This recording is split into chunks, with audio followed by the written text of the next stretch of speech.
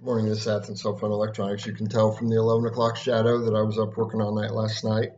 I ran into a bit of a problem last night, and this is kind of a tech tip for you do-it-yourselfers out there. I was working on a micro circuit board or a nano circuit board for an iPhone 7, which has components on it that we actually have to work on under a microscope. And a lot of those components sometimes can be relatively close, and they're hard to reach, hard to get to.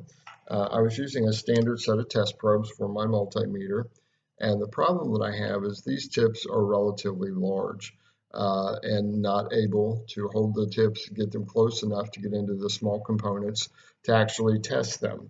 So I came up with an idea. My grandmother, when I was younger, taught me how to sew, to crochet, things like that. And one of the things that I remembered was I could buy some very small sewing needles, about an inch long, and they would come in various diameters. So I ran to Walmart last night and picked up a pack of those. And I also picked up some heat shrink tubing, a couple different sizes like you'd use for your car stereo or any wires you soldered that you didn't want to leave a bare spot in. I got a small diameter and a little larger diameter. I think I used 3/32 and 3/16 were the two sizes I used.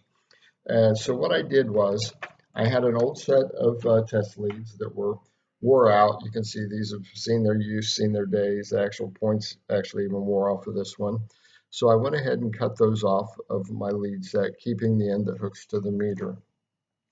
I then took the end of these and I took one of the sewing needles and I shoved it inside the wire and then wrapped the braid around the needle.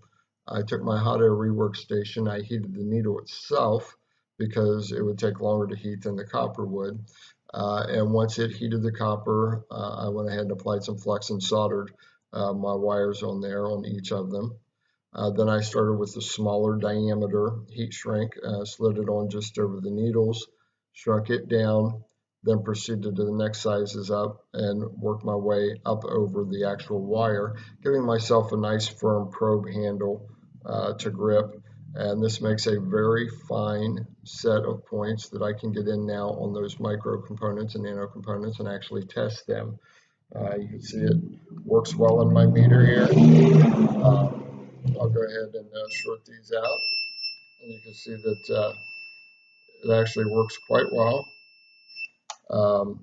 That's a diode test. When I go to my ohms test, I was concerned if I would have any loss in the leads, and you can see that I have. Well, if I can hold them and talk at the same time, I have no loss in the leads, so I have a good set of test leads for testing nano components on circuit boards.